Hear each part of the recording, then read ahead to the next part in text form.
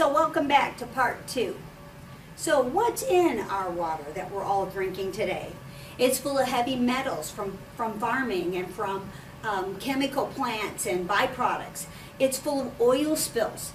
It's loaded with chemicals. If you could see what's in this water, you would think twice about what you're putting in your body. And I'm here to tell you, it does make all the difference in the world. What about drugs? What about drugs?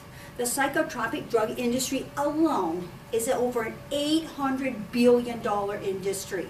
Those are all mind-altering chemicals. Very, very powerful drugs today. And they are being found in our water. Dallas, a few years ago, published an article in their papers that said Dallas is all on Prozac. What? How come all of Dallas be on Prozac? Now, I'm sure they exaggerated that, but what they found was there was Prozac in the drinking water coming out of the tap. Now just think about that for a minute. So it's not just all the prescription drugs. I mean, think of all the high blood pressure medicine everybody's on, all the diabetic medicine, all the mind-altering chemicals, on and on and on. Do you need those drugs? But they're in your water. You're getting them. And not only that, think about illegal drugs. They're in the water too. The list goes on and on. Prescription drugs, non-prescription drugs, they're all in our water today. No wonder it's such a battle and a challenge to keep healthy. What about water lines? All over this country, couldn't even begin to tell you how many miles of water and sewer lines have been put in the ground in our country. They're everywhere. In the city of Phoenix alone, there's over 7,000 miles of sewer and water lines. Think about bigger cities than that, like Chicago. You can't even imagine, but you can go to their website and you can see.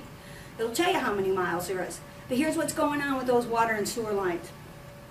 When they put sewer and water lines in the ground, they put the water lines lower, deeper, because of the freezing in the winter, right? And they put the sewer pipes on the top.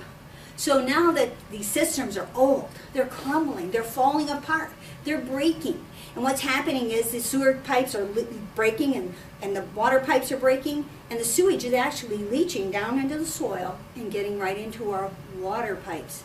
That's bringing our water into our house. Really? You want to drink that stuff? I say we need to think again, because there's more than that in our water. All the manufacturing plants. I mean, think of all the chemicals that are going down the drain every single day. How many of us use these things in your home to clean with? All the cleaners in your home. How about every office in America? How about every prison, every school, every large institution? How many chemicals, colleges, how many chemicals do you think we're dumping down the drain a day? I mean, how much can we take? And what's it doing to this thing right here? That's what you need to know. How is it affecting you? Because that's what matters, isn't it? That's what matters. So what about farms? All across the Midwest, I grew up in Michigan. Man, you talk about farmland. That is farmland. Kansas, cornland, Nebraska. Think about all the chemicals all the farmers are putting on the crops. In fact, a few years ago, our president said to the farmers, you guys got to stop. You're putting over 1 billion pounds of pesticides on the dirt, on the crops. And it's getting down into the soil. Because the rain comes, washes it off, and washes it down the drain, as I call it, right? So what's happened? It's in our water. So here's what they did. He commissioned these scientists. He said, you guys got to come up with a solution. And if you know scientists, you know we don't stop till we get an answer. And we work, and we usually don't stop when we get the first answer. We're on to the next one. So here's what they came up with. They figured out that if they put a little bit of oil in with a pesticide, they could put it on the crops, and when it rains, it doesn't wash off. And it did cut down on the use of chemicals. Fantastic idea, right? And you remember probably when you went into the grocery store and you picked up the tomatoes and they were all greasy, and the cucumbers were all greasy and they had oil on them. Well, we didn't like that, because Americans want their food pretty. If it's not pretty, we're not buying it, right? So they said, we got to come up with a better idea. So they did. And what they figured out was they could put just a little bit of silicone glue in with the pesticide and glue that poison right on our foods. And that's what they did. But they didn't tell us that. So we don't know. We don't know. So we bring the food home, we run it under our tap water, and we put it on our table for our family, thinking healthy, great food, right? And even if you buy organic food, Just because it's organic doesn't mean it doesn't have pesticides on it. Legally and technically, they can put over 400 toxic chemicals on our organic food, but it has to be on the outside so you can wash it off. Celery is one of those foods you must buy organic because they put the poison on the ground, it goes into the soil and it's into the root system, it's inside the plant. You can't take it out. You're going to eat it if you eat commercially grown celery. So with our machine and our water generator, you can make a water that actually cuts through those toxic chemicals and those poisons and gets them off. It cuts that glue. No other water that I've seen will do that. And that's important to me because when I spend my time to make my food and I go to the organic store and I buy healthy food, the last thing I want to think is I'm giving my family poison. I really don't want to poison my family. Thank you very much. So I make the choice to make a difference. And that's why I own this machine. That's why this thing sits in my house. This machine has so many uses. I don't need soap. I can get out chocolate, dried out wine stains. I can get out all kinds of stains on my clothes. It's a stain remover. It's a laundry soap. And I don't need bounce. And here's what's going on with that. The chemicals in these products are caustic. And in fact, when we sweat, it opens the pores in our fabrics and our clothes, and it lets those toxins come out. And if you're sweating, you're going to absorb those toxins. And that's what's causing a lot of the cancers, skin cancers today. That's why they're here. That's why they're here. And that's why they're in the groin area.